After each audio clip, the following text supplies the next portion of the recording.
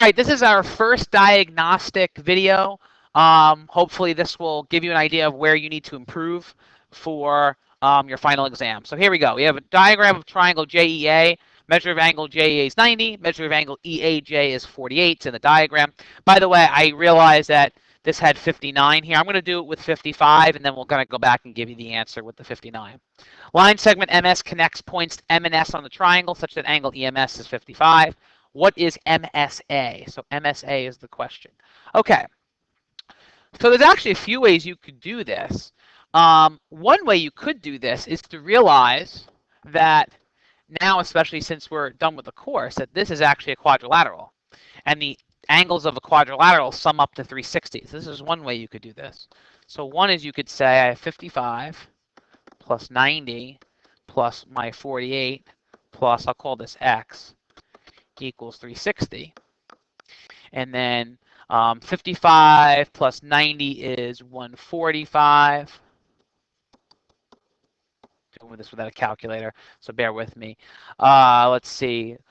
We have 193 plus X is 360. Subtract 193 on both sides. And we get X is 167, which is choice 1. In terms of the units we were working on, the intention of the question was for you to use some triangles to get it. So here's another way we could do this. I'll call this way 2. So this big triangle here, you have 2 out of the 3 angles. So 90 plus 48 is 138. 180 minus 138 turns out to be 42. So that angle is 42 degrees. This angle right here is 180 minus 55. Those angles are supplementary. I get 125 there. 42 and 125 is 167. That leaves 13 for this angle, and then obviously 167 for that angle. So that's another way to do it. Okay, by the way, if you had 59 here, if you had 59 there, your answer, sorry, let me not put that in, but if you had 59, if 59 degrees, then the answer was 163. Okay, question 2. In the diagram below, I really like this question because this question has so many different ideas in it in one question that if you understand this question, you understand so many of the ideas of the course. So in the diagram below, BD bisects angle ABC. So that means that BD is bisecting this big angle. Therefore, the two angles, the smaller angles, are the same. BD is parallel to EC. So BD is parallel to EC, and BC and EC are congruent. So there's lots of stuff going on here. I know that angle ABD is 3x plus 4, and CBD is 4x minus 12, and ultimately I'd like to find angle E. So a bisector divides an angle into 2 equal angles. So I know that 3x plus 4 is equal to 4x minus 12. So I'll subtract 3x, and then I get 4 equals x minus 12. Add 12 to both sides, and I get x is 16. Okay, ultimately I want to find angles, so I need to plug that 16 back in. So 4 times 16 is 64, minus 12 is 48. So these angles are each 48. Now, how are we going to get into the triangle? Well, here's what I know. I know that BD and EC are parallel. So parallel lines cut by a transversal form congruent alternate interior angles. So if this guy is 48, so is this guy. And now we're into an isosceles triangle due to the fact that that triangle has 2 congruent angles, or sides rather, and they point to 2 congruent angles.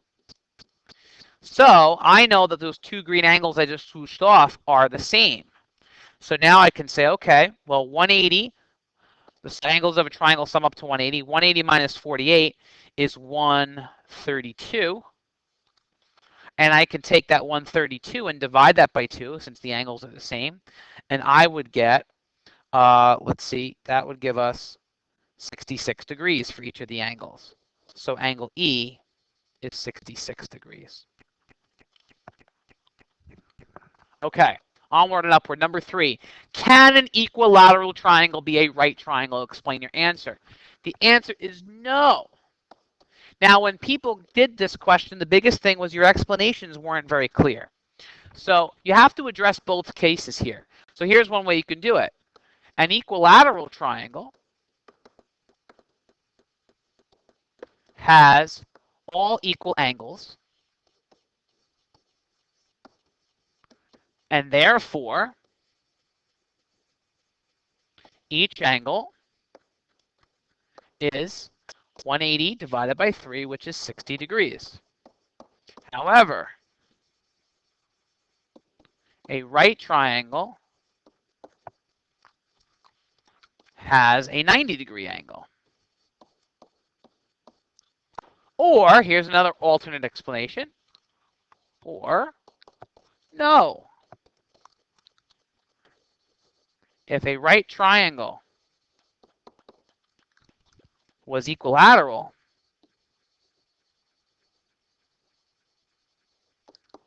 then all angles of the triangle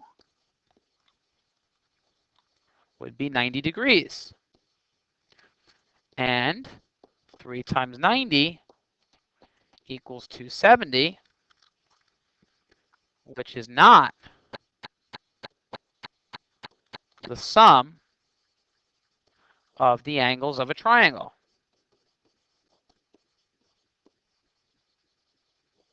And there are other ways to explain it. So if your explanation is lacking something or you believe it needs reading, let us know and we'll take a look. All right, number 4. In triangle ABC, AC is extended to point D. So I have to be able to draw this. So I have triangle ABC, A, B, C, and AC is extended to point D. So AC, you have to go in the direction it tells you, A, C, D. The measure of angle A is 4x minus 1. The measure of angle B is 11x minus 24. And the measure of angle BCD is x squared plus 12x minus 29. And the question is, what type of triangle is triangle ABC? So first things first, I have to figure out what x is. So there's a theorem that says the two inside angles add up to the exterior angle that's away from them. So I'm going to write 4x minus 1 plus 11x minus 24 is equal to x squared plus 12x minus 29. And this is a quadratic. I have the celebrity, so I have to be able to solve this. So I have 4x plus 11x is 15x. Negative 1 minus 24 is negative 25. That has to equal x squared plus 12x minus 29. So I'm going to subtract 15x and add 25. I'm moving everything over to the celebrity side. And so then what I get is I have 0 equals x squared minus 3x minus 4. And this I can factor. I'm looking for a pair of numbers. First of all, I have an IM factoring. The I stands for 1. I have to have a 1 in front of the x squared, which I do. I'm looking for two numbers that add up to negative 3 and multiply to negative 4. And without hopefully much thinking, you'll see that that pair is negative 4 times and 1. So now I have x minus 4 times x plus 1. Each factor can be set equal to 0. So I get x is 4 or x is negative 1. If x were to be negative 1, if you can quickly plug in 4 into A, 4 times negative 1 minus 1 is negative. So that's a rejected value. So I know now x is 4. So if x is 4, so I'm taking my x equals 4 from this part, I know 4 times 4 is 16 minus 1 is 15. So that angle is now 15. 11 times 4 is 44. 44 minus 24 is 20. Okay. And now I know that 15 plus 20 has to give me my outside angle, which is 35. So if you plugged in 4 into here, you would get 35.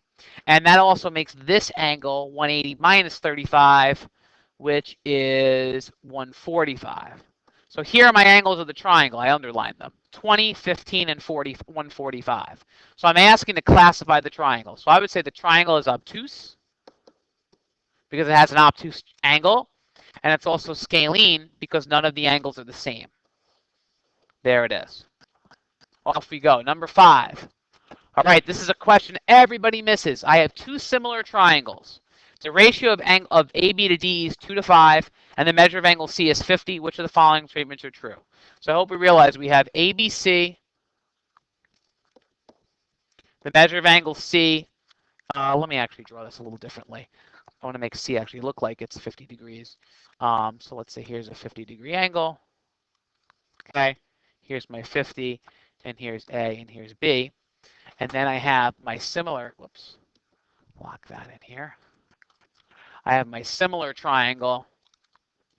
So I'll clone this. These triangles are currently congruent, but actually the ratio, so I'm going to call this DEF. DEF. The ratio from AB to 2 is 2 to 5. Okay. So I know the perimeter ratio is 4 to 25. Well, no. The perimeter ratio stays at 2 to 5.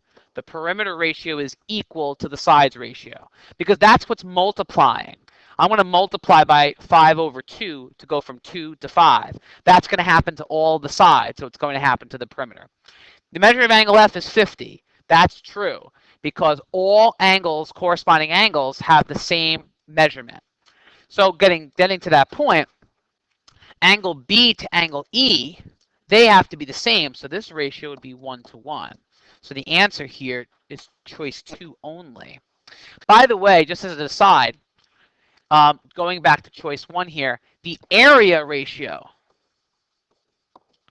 would be 2 over 5 squared, because when you have areas, you square things, and so that's why the ratio comes out to be 4 over 25. That's kind of the abridged version, and you can remember that because area has square units, and it's that squaring that causes that area ratio to be 4 over 25. Okay, number 6. Another topic everybody forgets. In right triangle ABC, altitude CD is drawn to hypotenuse AB.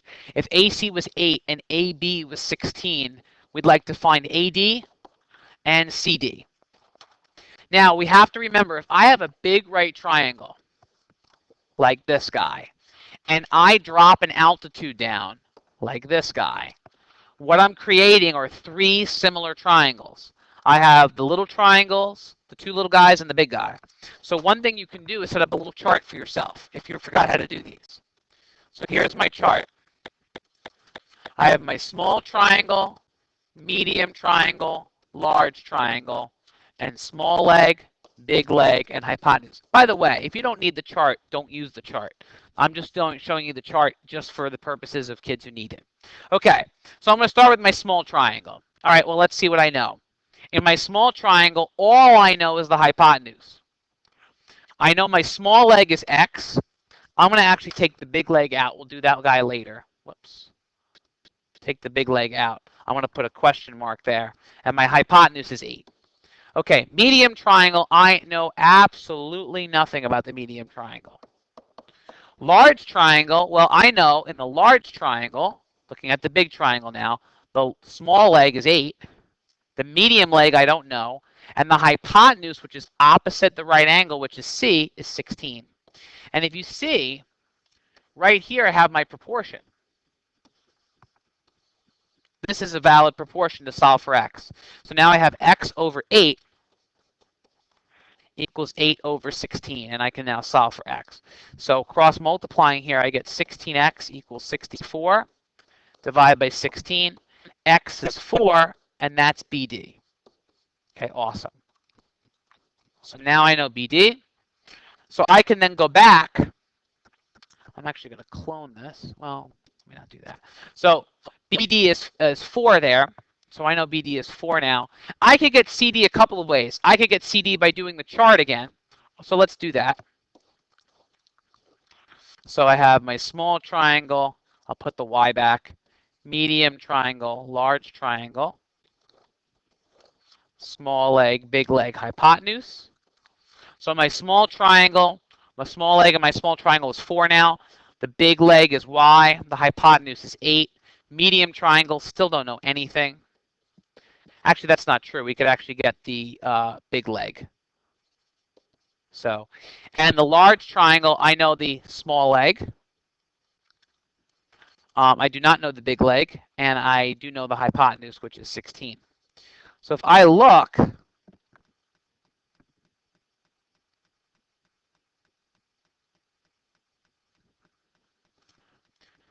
sorry, I made a little mistake here. In the medium triangle, the small leg is y. Sorry about that. This is a y here, so do that correction. And you'll see that we actually have our proportion right here. So I can do 4 over y equals y over 12 to get that y. So I have y squared equals 48. I could take the square root. Y is the square root of 48, which is breaking down to square root of 16 and square root of 3. You break it down using your biggest perfect square, and I get y is 4 radical 3, which is CD. Okay? You also could get y by doing the Pythagorean theorem. So you could do 4 squared, and I'm not going to do the whole workout for this. You could use the small triangle and do the Pythagorean theorem. 4 squared plus y squared equals 8 squared, and you would also get 4 radical 3. Okay, number 7. Two sides of a triangle are 5 and 11, which cannot be a possible length of the third side. So in a triangle, the two little sides have to be bigger when I add them together than the third side. So I know I have 5, 11, so let's take a look. So I have 5 and 11 known, and then they're telling me I can choose 8. Well, then 5 and 8 would be the smaller two sides, and they add up to 13, which is greater than 11. So this will actually make a triangle, so it's not the answer. So now I have 5 and 11 are the ones they gave me, and 6 is the choice that they want. But 5 plus 6 is 11, and 11 is not greater than 11. So this cannot be the possible side. You would see that the others work. I'll just take a look at 15. I have 5 and 11 given, and 15 is the largest. 5 plus 11 is 16. That's greater than 15. So your answer is choice 2. Okay, number 8. If the ratio of the perimeters of two similar triangles is 9 to 4, which of the following statements are true? So ratio of the perimeters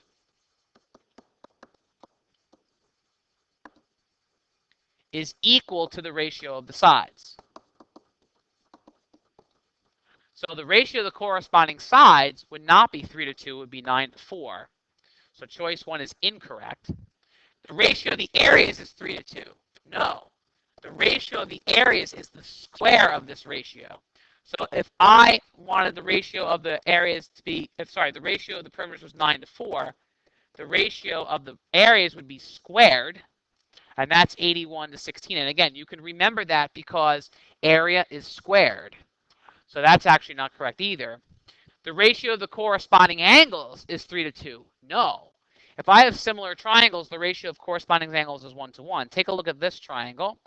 If I took this triangle and cloned it, now I would have congruent triangles. But let's say I wanted to scale this one down. Now I have similar triangles that have the same exact angles as the original triangle.